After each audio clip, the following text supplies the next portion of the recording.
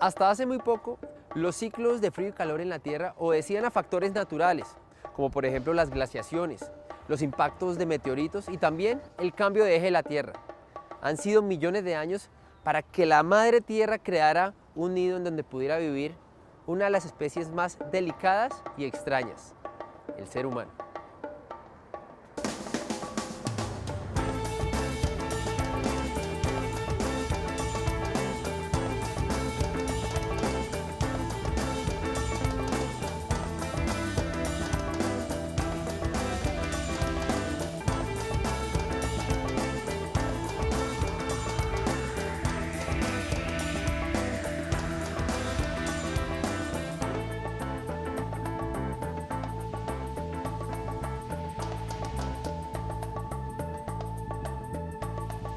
Por primera vez, los cambios de temperatura en la Tierra obedecen casi de manera exclusiva a la acción de nuestra especie. La agricultura, la ganadería, la deforestación, la industrialización, el exceso de CO2 en el ambiente, entre otros factores, han calentado la Tierra hasta el punto de ponerla en peligro. Llevamos 100.000 años habitando la Tierra. Somos de las pocas especies que vive en todos los pisos térmicos, en todos los ecosistemas. Somos una sola especie con los murris de Australia y con los algonquinos del Polo Norte. El deshielo del polo o la inundación de las islas de Oceanía deben dolernos por igual. Además, el trópico también sufre las consecuencias del cambio climático. Es el planeta el que nos llama a transformar la manera de vivir y convivir con el resto de los seres. La Universidad de Ciencias Aplicadas y Ambientales busca respuestas desde la ciencia, pero sobre todo desde un diálogo serio y decidido entre todas las comunidades.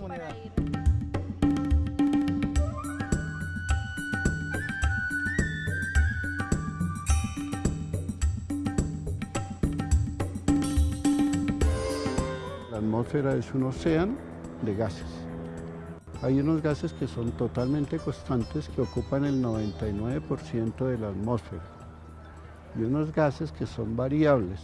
Esos gases de efecto invernadero son los que nos permiten mantener la temperatura para que la vida se desarrolle sobre la superficie de la Tierra. Cualquier cambio que le hagamos a esos gases por diferentes actividades generarían todo un cambio. Y ese cambio climático genera, lógicamente, todo un cambio global.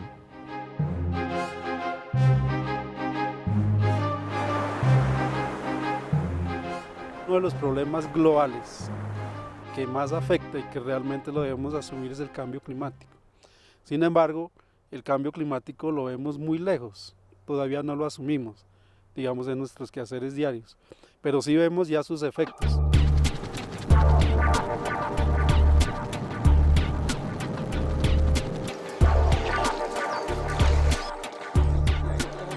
Los sectores económicos se están viendo afectados. Aquí en Colombia lo acabamos de vivir con un fenómeno niño-niña.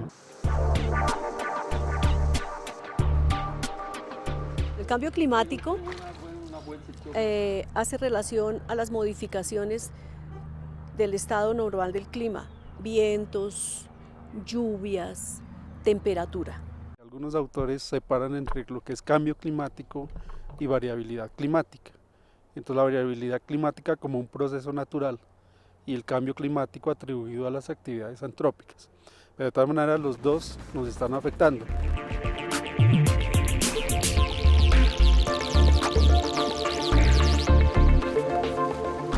Estos cambios generan diferentes efectos y los efectos más dramáticos los percibe realmente el trópico. Esos cambios implican que haya, por ejemplo, en lugares donde no debe haber parásitos, ya haya un nicho natural para los parásitos. El caso de las garrapatas, que aquí a las alturas como Bogotá se encuentran garrapatas, y no solamente en Bogotá, en La Paz, en todos lados se empieza a adaptar parásitos porque hay cambio de la temperatura. También en el trópico están los sistemas, evidentemente, de los que puede depender la vida del planeta. Está el Amazonas y están los páramos.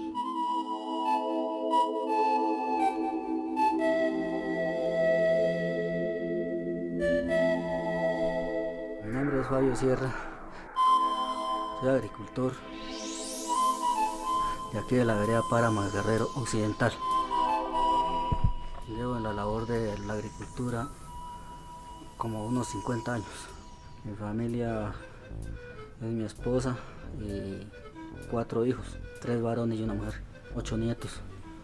Para mí el cambio climático es que cuando calienta el sol ya calienta como demasiado duro. Y también en la hora de la tarde se baja la temperatura bastante.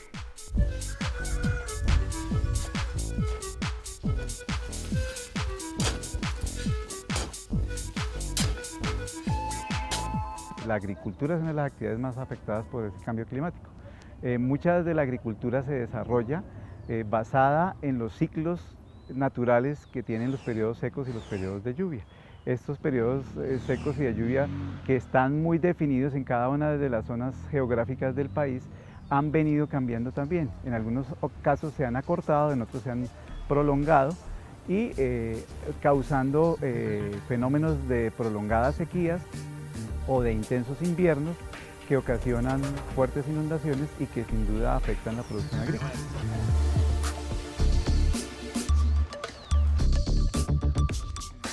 Tuvimos pérdidas en la producción de fresa y fueron muy características y ligadas prácticamente al aumento de esas lluvias que no se esperaban. Afecta también en el lavado de los nutrientes del suelo.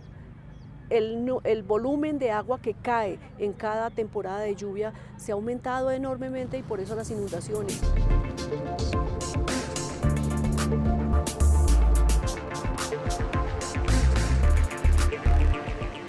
Es que ríos están contaminados, como por ejemplo el río Bogotá se inundó y eso contaminó suelos que son utilizados para la producción agrícola. La mayoría de los suelos agrícolas de Colombia, como de muchos países, que han sido cultivados intensamente con la agricultura comercial convencional durante más de 50 años, están muy degradados y prácticamente hay pérdidas irreversibles, lamentablemente. ¿Por qué? Porque, por ejemplo, el horizonte superior de los suelos, que es el más agrícola, el que se ha formado a partir de degradación de materia orgánica, ya se ha perdido por la mecanización excesiva que ha existido.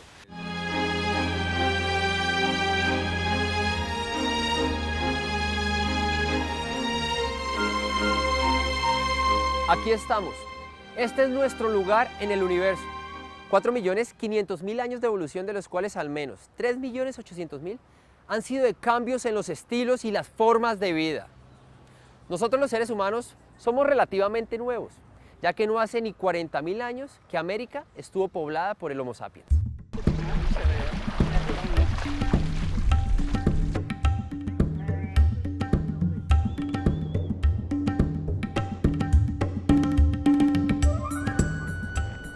Cambios de clima están ocasionando pérdida en la sincronía que tiene la naturaleza para poder para sostenerse en el tiempo. Si hay un cambio de clima, es posible que los momentos de floración de las plantas, por ejemplo, no coincidan con los momentos de los agentes que permiten la polinización hacer su trabajo correctamente.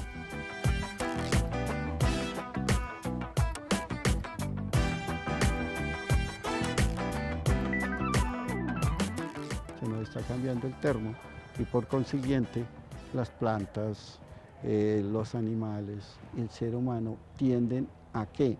A buscar una adaptación a esas nuevas condiciones que se han generado por un efecto ajeno a la dinámica natural de la atmósfera, como es lógicamente la parte antrópica. La Universidad de Ciencias Aplicadas y Ambientales dedica un grupo de profesionales y estudiantes para comprender no solo los efectos del calentamiento global, sino todo aquello que lo causa, para buscar mitigar los efectos nocivos a nuestro planeta, que hasta ahora es el único que tiene el don maravilloso de la vida.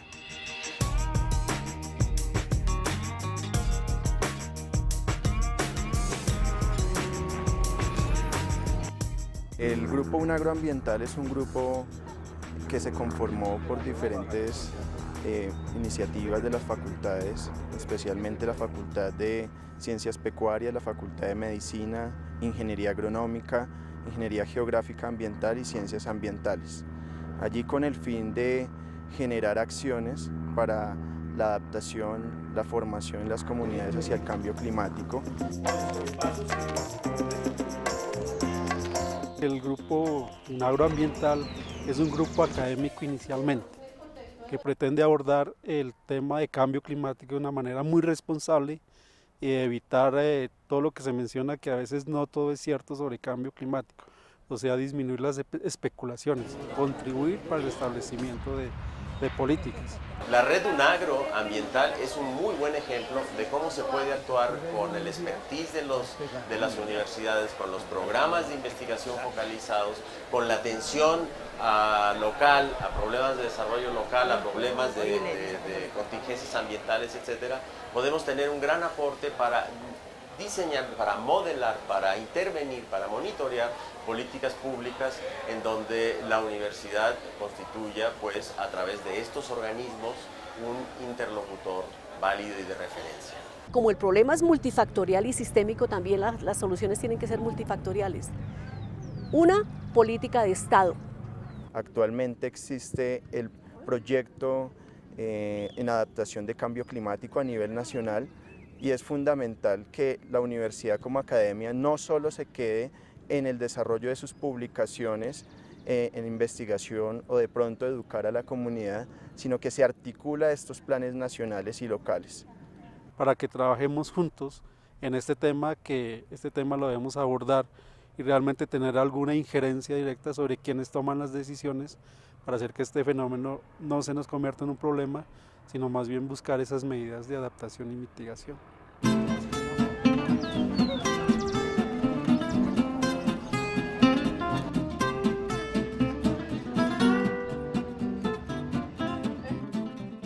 Los estudios nos han permitido conocer cómo y por qué se genera el cambio climático. Ahora trabajamos para buscar respuestas. Cambios en la agricultura, cambios en la utilización de sustancias químicas, respuestas a las necesidades humanas de vida, no de ambición o explotación económica.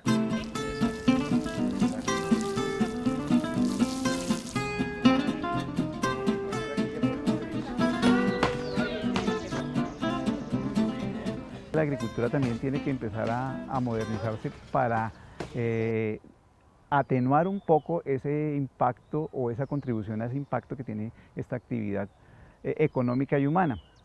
Pero debe debatirse entre la producción de alimentos, la necesidad de ser eficiente y también la necesidad de ser una actividad que conserve el ambiente. Es un reto muy grande para todos los profesionales que se dedican a los estudios del campo y también para todos los agricultores.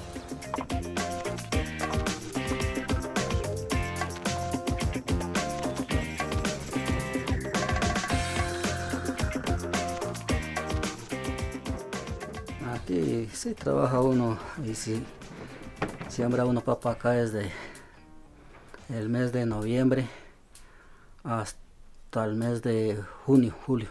Hasta esos meses pasa uno sembrado, sí sea poquita, pero siembra uno todos los meses.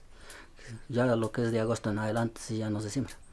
Los agricultores son los que primero han reconocido en todo el mundo el cambio climático y la variabilidad climática anómala, porque uno siempre que habla con ellos le dice el clima cambió.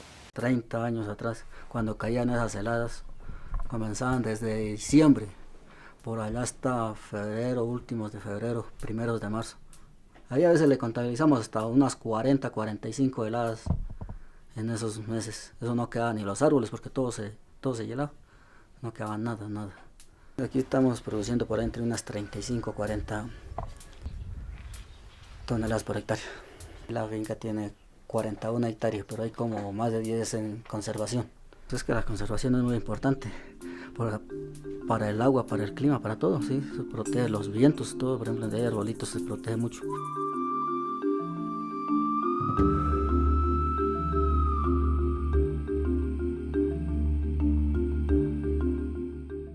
Hay árboles grandes, árboles pequeños que hasta ahora ahí se alcanzan a ver. Entonces así va conservando uno la agüita.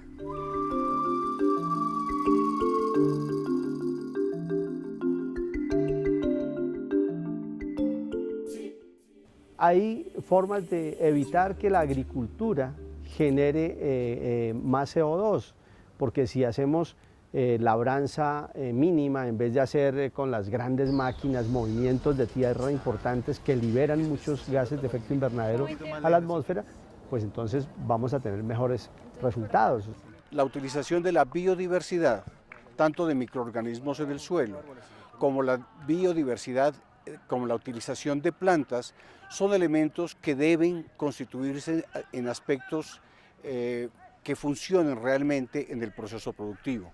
Por ejemplo, aquí es una criolla que tengo sembrada y aquí son unos surcos poquitos que se sembraron, pero de ahí para allá ya todo está en conservación, en el monte.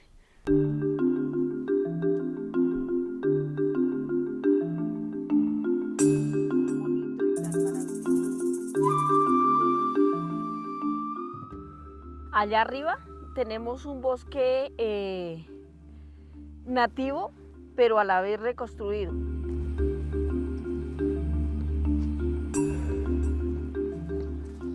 Aquí anidan varias especies que últimamente ya se habían extinguido y ahora volvieron, como son los jirachos, como son los cardenales, como son las monjitas.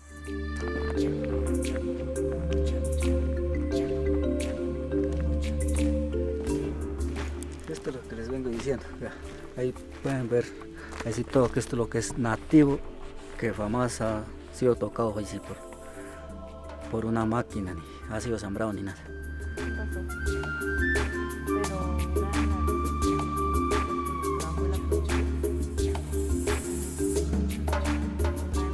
En la adopción de la tecnología orgánica tiene que hacerse un gran esfuerzo en procesos de capacitación, en la asociación con los productores y el manejo de las grandes industrias agroalimentarias en generar condiciones para un cambio hacia la agricultura sostenible.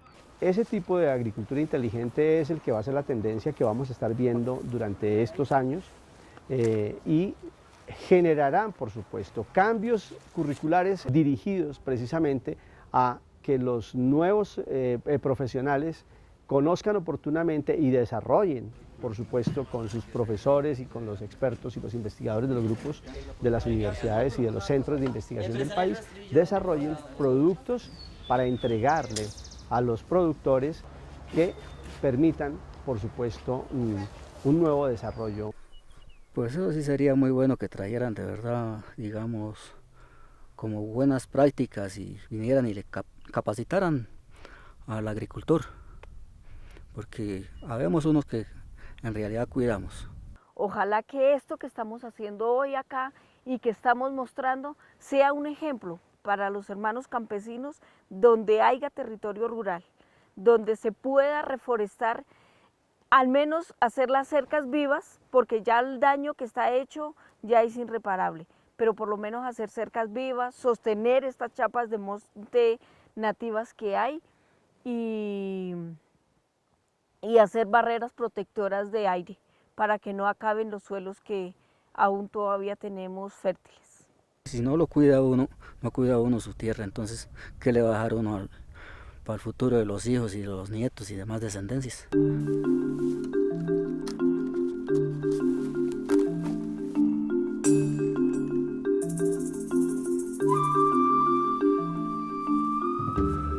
Por una razón profunda, el sol se convirtió para las culturas antiguas en su dios más importante, pero no el único. El sol, que le permite a las plantas transformar en frutos sus nutrientes, producir oxígeno a partir de agua y CO2, le da a las flores su color y a los frutos su sabor. De un tiempo para acá, el mito del dinero y de la riqueza reemplazó a todos los demás. Volver a respetar la vida en todas sus formas y la naturaleza en todas sus manifestaciones es algo que requiere el mundo para sobrevivir, pero sobre todo la especie de la cual hacemos parte. De acuerdo con la FAO, hay 53 millones de personas hambrientas y desnutridas solo en América Latina. Y en el planeta, 870 millones de seres humanos pasan hambre. Es casi un 12% de la población mundial. Somos, en definitiva, una especie amenazada, pero también amenazante. Los pobres del mundo se enfrentan al hambre, mientras que los más poderosos se consumen todos los recursos del planeta.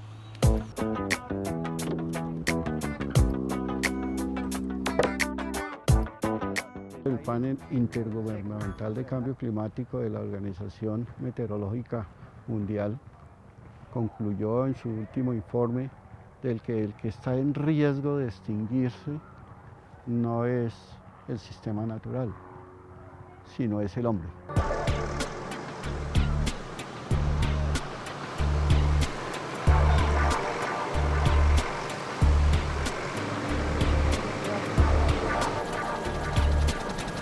El cambio climático no debemos olvidar que es originado por el efecto antrópico. Cuando hablamos de efecto antrópico estamos hablando del efecto del hombre tratando de producir sus alimentos y estableciendo sistemas productivos inadecuadamente, ha contribuido a que haya esos cambios. Actualmente los problemas de la salud, según el panel intergubernamental en cambio climático, se pueden resaltar las enfermedades transmitidas por vectores, allí sea por aumento de la temperatura y cambio de los pisos térmicos, de los vectores que están de climas cálidos suben a tierras que eran más frías.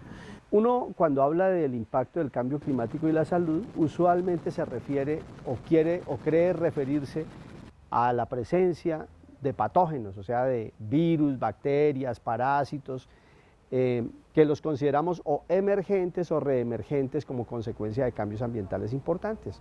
Pero no necesariamente hay que hablar de ellos para hablar de impacto de cambio climático y de salud. Solo el hecho de que no haya suficientes alimentos ya es un impacto sobre el tema de la salud como consecuencia de esto. Si se afectan los sistemas productivos, donde las vacas de razas especializadas en producción de leche se adaptan a climas fríos, a temperaturas entre 4, 5, 6 y máximo 14 grados. Si tienen una temperatura superior a los 14 grados empieza a modificar la fisiología y la fisiología su fisiología corporal trata de mantener la temperatura y entonces sacrifica la energía de producción de leche para mantener su temperatura corporal.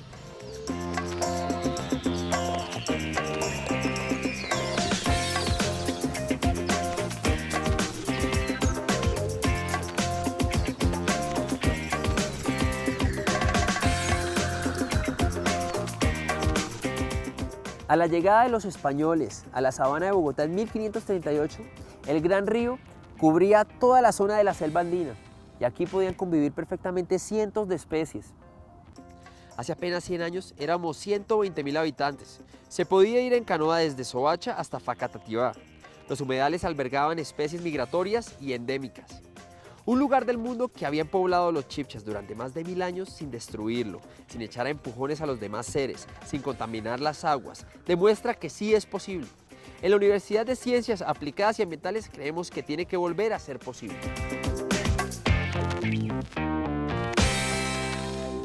Hay un concepto de salud que se maneja, aceptado también por la Organización Mundial de la Salud, que es un mundo, una salud. Las enfermedades de los animales están en directa relación con las enfermedades humanas, por lo tanto debemos trabajar como un todo la salud y deberíamos trabajar mucho más cerca los médicos humanos y los médicos veterinarios y el personal paramédico para poder contener oportunamente o diagnosticar y contener oportunamente estas enfermedades. No se puede generar medidas de adaptación al cambio climático desde la academia sola o solo las instituciones del gobierno o solo la comunidad, sino allí pues debe generarse un trabajo transdisciplinario. Hay un cambio que es el cambio individual, un rediseño de la actitud frente a la basura, frente al uso adecuado del agua. Querer hacerlo, querer comprometernos realmente con el cambio que se necesita.